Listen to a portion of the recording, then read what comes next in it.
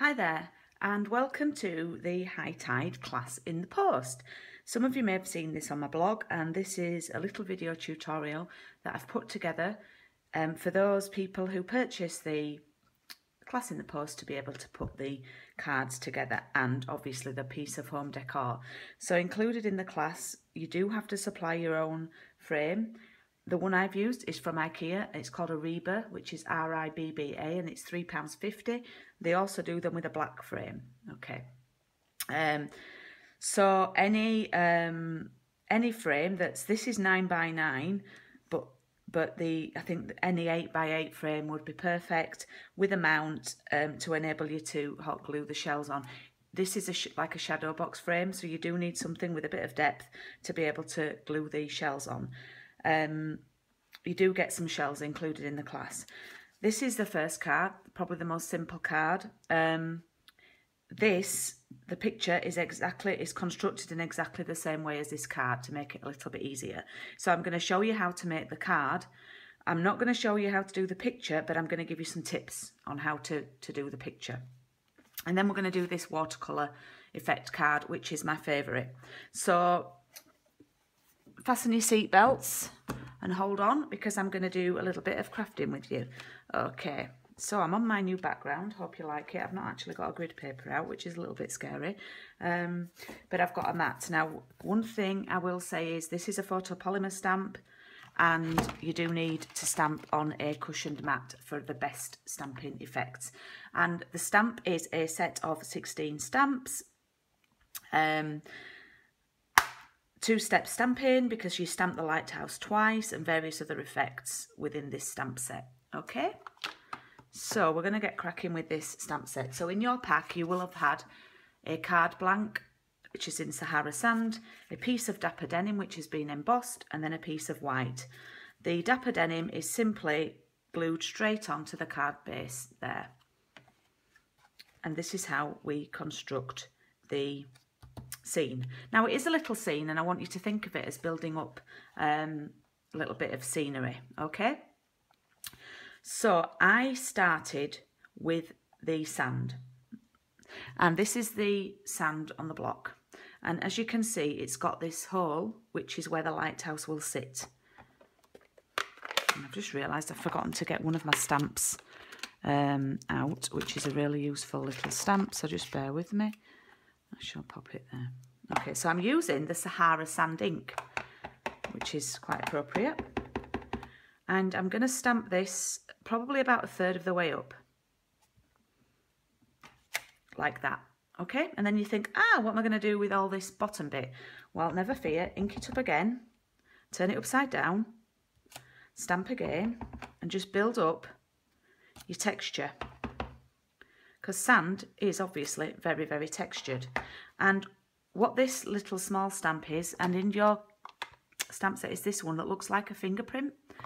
I use this to like fill in bits, like so.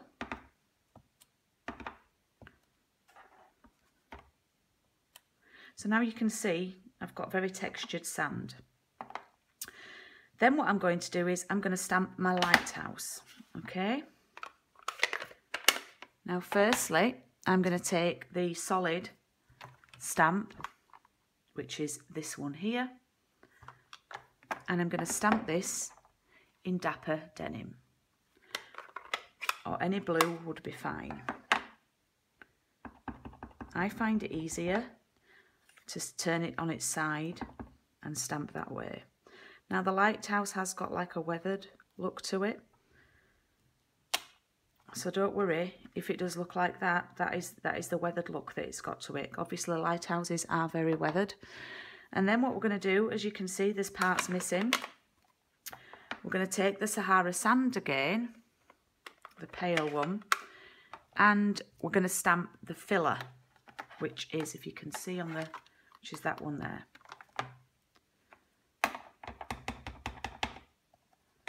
And again, I'm going to take it on its side. I'm just going to line that up. You might see my head now because I've got to get a little bit closer.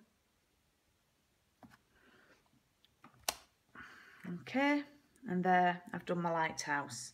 So it just finishes that off.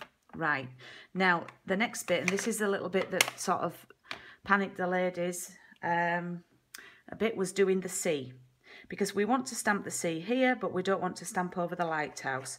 So I've got a really, really easy tip for you using a piece of scrap paper. You're going to take your blue ink again, your Dapper Denim, and this time you're going to take this stamp. Mine looks pink, but it's, if you can see, it's this one here. Okay, so what I'm going to do, I'm going to line the piece of paper up with the lighthouse, and I'm going to stamp on level with the sand like that. Can you see? Can you see? And then what I'm going to do is I'm just going to fill in this little bit here like that, okay? And then I'm going to do the opposite. Now you may want to do it like that so you can see where the top of your sea is. You need about 5 hands for this part. And I'm stamping sort of left-handed here, which is a little bit freaky. And there we have the sea. All right? Hope that made sense. Little tip with just a little bit of scrap paper. Now, one of the stamps that I really, really love in this set are the little grasses. These here. And these really do bring your image and your scene to life. The little grasses in the sand dunes. So all you need to do is with the darker, I'm using soft suede. I like to do some by the side of the lighthouse. So you're going to fill in with those. It's not too dark, that one. I think maybe I needed to re-ink. But never mind, I'm going to put one there. Okay, and it really, really is bringing that to life now.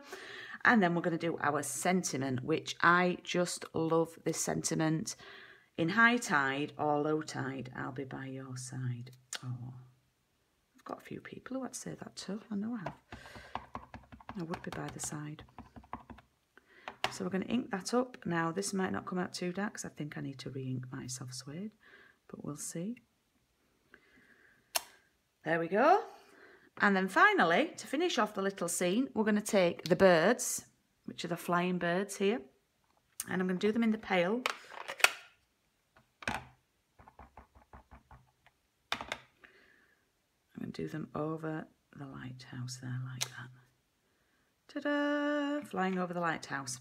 Now what you would do then is, obviously that is stuck onto there, and that will stick onto your card like that. Now, you can layer it up with foam pads. You can see that I've chosen to come up higher with the sea here. You can go lower, but when you're doing a mask, you'll need to add a mask over your sand as well. So it's probably easier to do the full depth of the sea, okay? I've got a bigger sea there. So that's that card. And that is exactly how we do the picture. And I'll just give you some little tips. Now, I will say the Dapper Denim is the one colour that you get everywhere. Can you see I've already got it on my fingers? Just going to have a little cup of tea, little slab of tea. Love a cup of tea with crafting. Okay, now, doing the picture, I will have sent you a piece of 12 by 12.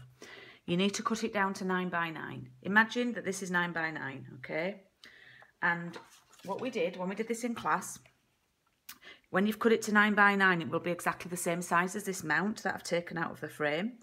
So what I did and what we did was we put a little dot in each of the corners that we can rub out afterwards, so we knew where we were stamping. Okay, we can see the dots. Now, you may not be able to see those on here. Now, we built this up in exactly the same way as we did for this card. However, we needed to come a lot further along for the sand. So you need to build up more of the sand, okay? And you need to build up more of the sea. Other than that, it's exactly the same. I'll show you. So you can see there, the sand goes across further and the sea goes across further. I've also added some extra birds here, and I've used a different sentiment. Let hope be your lighthouse, beckoning you through stormy seas. I just love that, okay? It's a very thoughtful set, this set. But you can team it with a happy birthday, to just do a simple happy birthday. Finally, oh look, this card's camouflaged into my new background. This card uses a new product, which is the paper. So you're getting a little sneak of some new papers in your kit. Now, I am going to have to spoil my background, and I'm going to have to put a grid paper down because I really don't want to ruin my lovely new background, because we're going to do some watercolouring, okay? Now, for this one, I would stamp the lighthouse first, because we've only got, we're doing it the other way, so we've only got limited room for the lighthouse, okay? I know I'm rushing this if you watch it without pausing, but you can have the facility to pause. So I'm going to stamp this fairly low down. Can you see I'm only about 1/2 centimetre up from the bottom. Now what you will find is it will look really weathered on here because this is watercolour paper, but we are actually going to stamp over it again and layer it up. Can you see that? I'm not going to do this one again and cut it out, but you need to stamp this on a piece of scrap that you will have got and cut it out and layer it over. But obviously we like to see that it's stamped underneath as well. So pretend that's all stamped and finished off. Okay, and then we're going to do our C. No, we're not. We're going to do our sand, sorry. Which we don't have much of the sand this time. And then I'm going to do some filling in.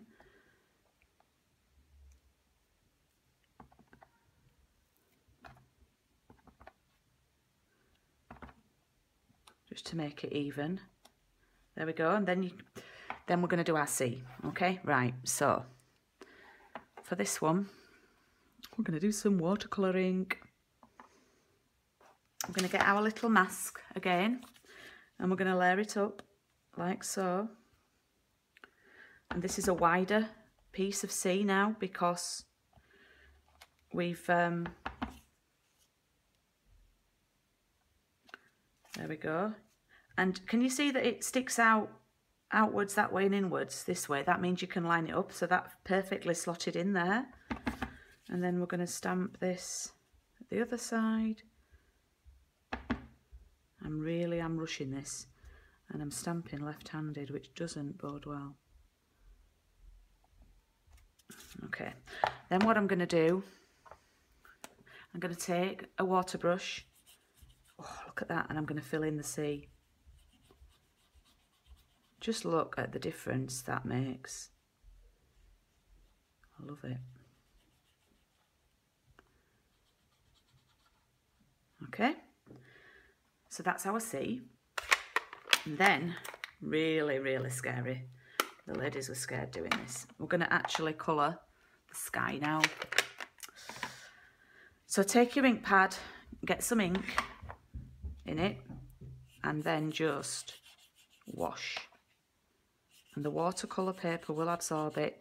And everybody's look different. Some were stormier. Now obviously I should have done all my stamping of the lighthouse here, and I haven't, but I'm sticking one over the top anyway, so that doesn't really matter. I'm happy to not go right up to the edges because I think it looks a little bit more artistic. I feel a bit like Monet when I do this. I do love a bit of Monet.